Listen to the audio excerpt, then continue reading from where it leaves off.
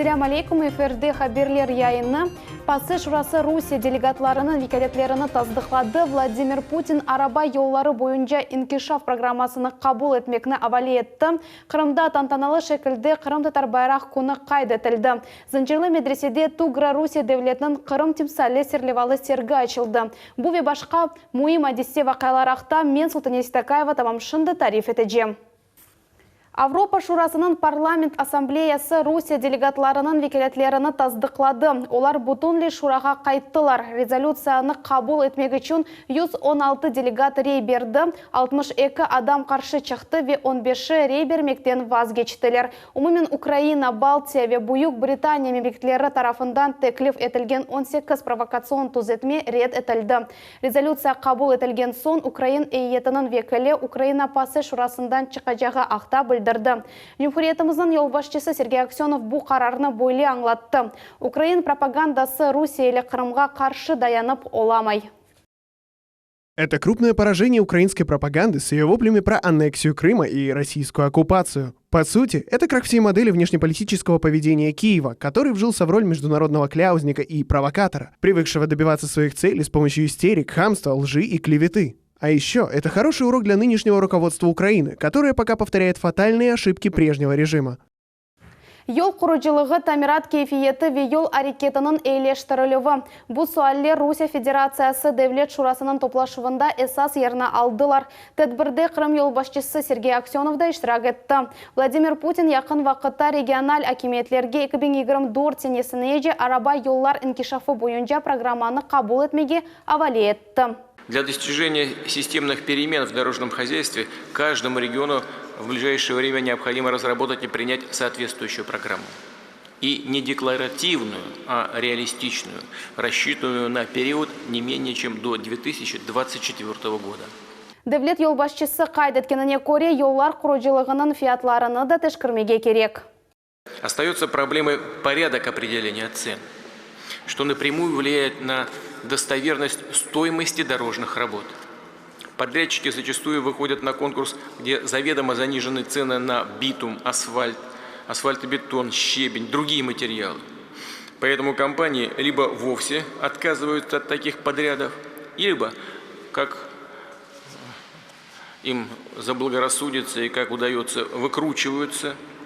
Сергей Аксенов Facebook sayfasının vastasının Kırım sakinlerinin ricalarını toplayacak. Böyle tefsiyenin Cumhuriyetimizin yolbaşçısı Cankoy sakinlerine müracaat etti. Bu haber şehrin meseleleri boyunca geçirilecek toplaşıvdan evvel seslendirildi. 28 июня планирую провести выездное совещание в Джанкое по проблемам города и района. Прошу жителей региона писать свои вопросы, пожелания и предложения под этим сообщением. Это позволит нам расширить существующий формат выездных совещаний. Аксенов олған проблемаларны açık айдын белгілемеге rica etті. Mesajlarını есе совещание Джанкой хэштегінен yollamаға керек. Kırım yolbaşçısı kaydetkеніне көре бойлы қарар meselelerini memurlardan değil, gражданлардан doğrudan eşitmege imkan verecek. Автоюруш байрам концерты веяшлар için квест. Ярымадада Кырым татар байрақ күні тантаналы шекілде қайдетілді. Күндіз бұтын ярымадамыздан келген автоюрушның iştirakçilері ақ қая етегінде топландылар. Devlet ve milli timsallerінен yaraştırılған машиналар Гагарин адына раатлық бақчасында кетіп келділер. Мында эпос мұсафірлеріні бұйық eglence программасы беклейді. Tafsilatlыca бізді мұхберлеріміз тариф етежек. Қырымнан юрегі сәлған ерде Ақаяда машиналарының ұзын колонасы тізілген. Бұл ерден 2019 сенесінің арабалар юрышы башланды. Оны Қырым татар байрақ күні не башладылар. Балардан абына топлашып, гос ерек біздің байрағымызы епсі білсін, бүтін дүния білсін. Араба юрышы ярмадада енді 9 елдан берлі кечіріле. Бұл сефер машиналар өз еліні қарасы базардан башлайлар. Тут действительно степь примыкает к горам. И вот мы, как крымские татары, ялубойские, степные, вот здесь вот в едином порыве собрались здесь. И отсюда мы будем, как в свое время наши предки, выдвигаться на столицу Крыма. Ел алтын тамғалымавы байрақларыны далғата, ербір машинанын үшінден қайтармай шытыле. Ақаядан Гагарин адына ратлық бақчасына же бұтын Қырымдан топланған юзден зәді арабалар елға чықмаға азырлар.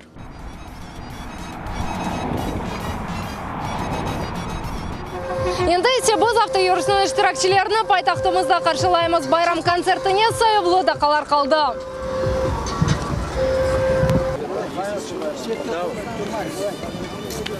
Байрамға келген мұсафірлеріні қырым артистлері қаршылай. Милли ойын ансамблі Жошқын қайтарма ойынын ижра етті.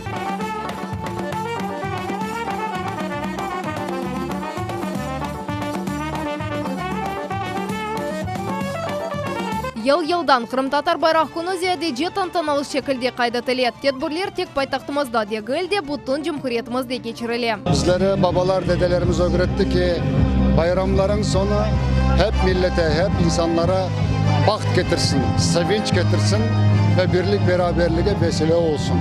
И мы, конечно же, ставим себе большие амбициозные задачи на то, что в следующем году это будет еще более масштабнее, еще более шире по всей республике.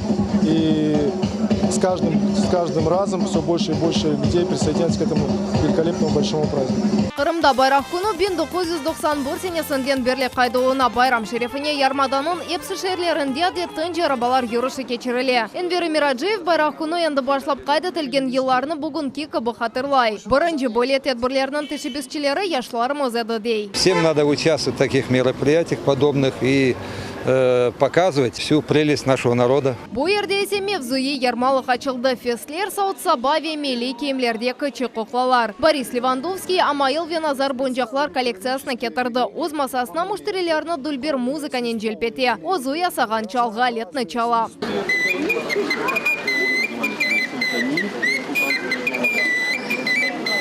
Это натуральный арабский персидский лад, который характерен для среднеазиатского региона, Ближнего Востока.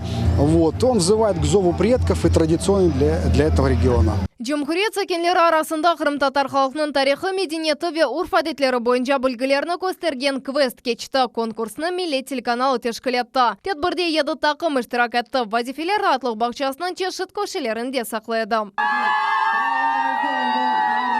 Конечно, мы хотели победить, у нас было стремление к этому, но это было все равно неожиданно. У нас море эмоций. А сложности, в принципе, то, что мы побегали, это и была наша сложность. Байрам квестінің ғалиплері Ялтадар атлық күнлеріні кечірежеклер Юнус балықлары бақылған ерні зиярет етежеклер ве этник ресторанда ақшам емегін аша жеклар. Фатиме Сейдаметова, Севиля Меметова, Виталий Голубев, Дмитрий Низовой, Милетычун. Қырым-татар байрағы ярмадамызның әрбір көшесінде көтерілді. Ана юрт 5 қасабасының сәкенлері де бұл байрамға бағышлап флешмоб кечірділер. Мавы урбалар кейген балалар микрорайонның соқақларындан кечтілер. Оларға мұхбирымыз Эльмаз Аблакимова да қошылды. 5 метрлік мавы байрақ ана юрт 5 микрорайонында яйдырылды. Милли байрақ күні микрорайонында бойлемик язда ве бірлік бераберлікте ilk сефер кечірілі.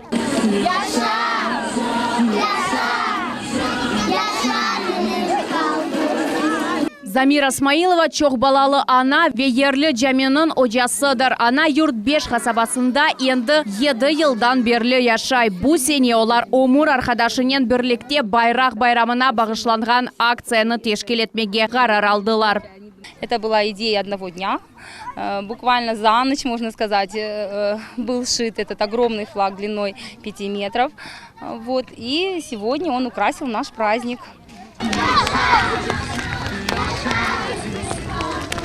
Милли тимсалерімізнен бір яни мавы туслы урбалар кейген балалар микрорайонның соқақларында кезінелер. Ербірінің елінде Қырым-татар байрағы ярымадада яшаған тамыр халқының тимсалыдыр. День крымско-татарского флага – это самый основной праздник для крымских татар. Мы чтим традиции и отпразднуем сегодня этот праздник. Қырым-татар байрағы милетіміздің азатлығыны ве бірдемлігіні ифаде етті. 68 яшлы Асан Куртиев үшін бұл айрым ана ташыған бір күнідір. Бүгін біз емді әрбір милеттің өзін топырағы, ана топырағы бола, байрағлары бола, гимлері бола. Алла шүкір бізде де қында яшап, өз ана бабаны ветанымызда яшап, өз ана бабамыз топырағында жүріп, біздің де бүгін ел балабаны байрамдан бірі. Бұл байрақ байрамы бүгін. Колонна жүрішіне қасабаның бұйыклері де қошылды. Ватандашларымыз бераберлікте милли ерларымызны ижра етейлер. Милли байрақ күні хайырлы olsun. Бу акция 100-ге якын адам иштирак етті. Ерлі сакинлер енді августның 12-сінде Курбан байрамны бойлы тарзда гайт етмеге планлаштыралар. Олар епінізні бу мукаддес байрамны оларнен бераберлікте гайт етмеге давет етелер. Эльмаса Блакимова, Эльдар Заитов, Миллет үчүн.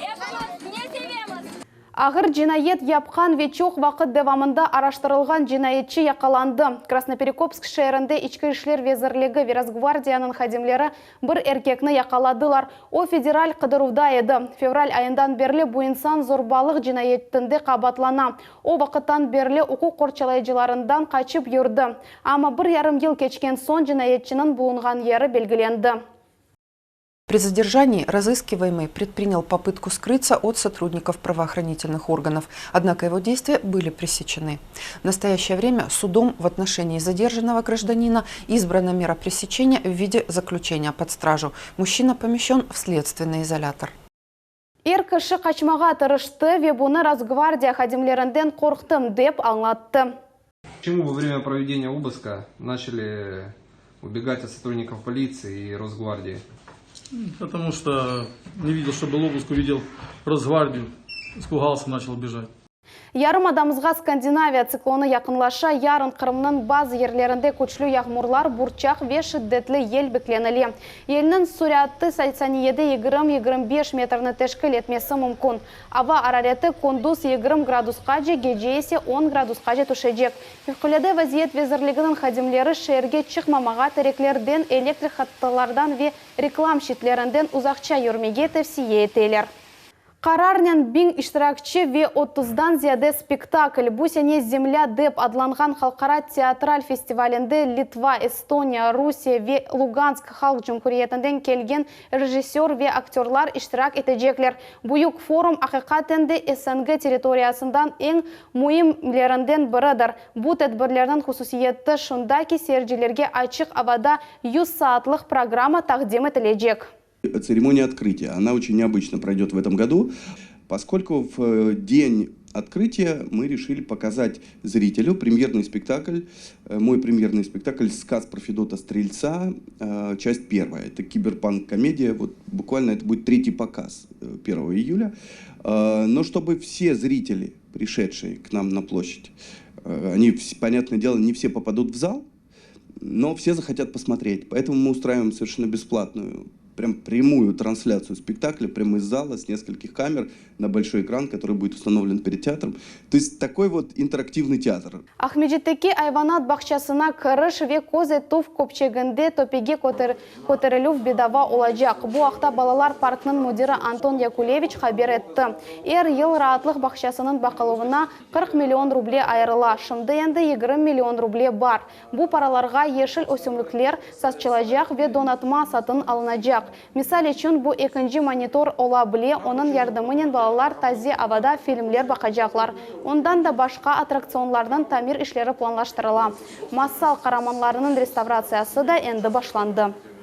Детский парк – это не только территория детского парка, а также и оперативное управление рядом парков на территории города. Это парк Шевченко, и парк Юрия Гагарина, и сквер имени Тренева, сквер 50 лет СССР, который находится на Залесской, и сквер по архивному спуску, известный как сквер Высоцкого, и сквер Республики.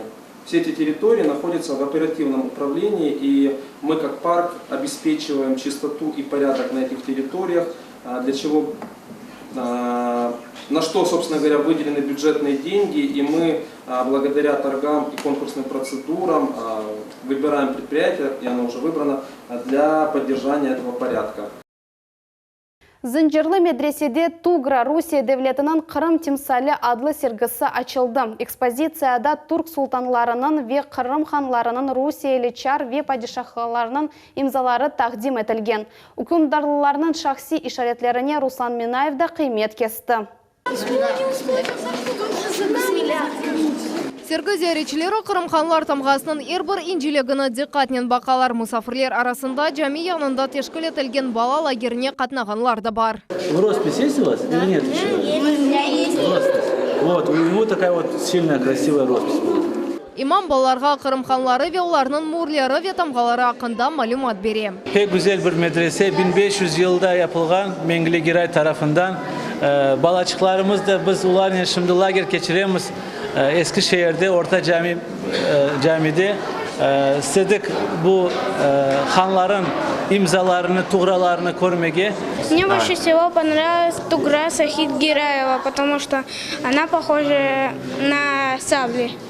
Тугра bu Osman sultanlarını ya da Kırımxanlarının kaligrafik imzasıdır. Tugrada hem Arap yazıları hem de bayrağa uşagan şeyler var. Bu söz tuk, yani flagшток sözünden kelip çıqa. Kırımxanlarında bu hükümdarlık tımsal edi. За каждой тугрой, которая здесь представлена, мы можем рассказать о человеке и рассказать, например, о его деятельности, да, вот в течение его правления. Вот. Kırımxanlarının birinci tugrası 1549 senesine ait bu Sahip Giray xanның imzası edi. O Xan Sarayının ve Bakçı Sarayının temelini koygan insan edi. Onun tamgasında tap 9 bayraqны tapmaq mümkün edi. Bir tugrаны yazmaq için kaligraf bir ayga vaqtını masraf eteydi. В данном случае здесь мы видим, что каллиграфия использует арабские буквы, и в переводе текст тугры звучит «Отец Победы и борец за веру». Туграны birinci olarak Türk Sultanı Orhan kullanı başladı. O devlet kağıtlarına merekepke batırılgan elini koyaydı. Bu devlet imzası sayılaydı. Rus çarları ve imperatorları da Tugrаны kullanaydılar. Onlar onu Müslüman imperiyalarının liderlerinin yazışkan vakitte koyaydılar. На сегодняшний день эта выставка, она открывает очень интересные страницы истории, которые говорят о политических взаимоотношениях между Русью, Россией и Крымским ханством, о тесных дипломатических взаимоотношениях. Чешет millet vekilleri tugra kullanılganları diplomatiya ve karışıklığı urmet gösterilgenini tasdiqlaydı. Zincirli medresede geçirilgen sergi oktyabrның 25-ne kadar devam edecek. Fatime Sedametova, Ruslan Minayev, Dmitriy Nizavoy, millet için. Bu dakikaga bu eposi haberler studiyada siz için Sultaniya Sitakaeva çalıştı. Hayırlı akşamlar.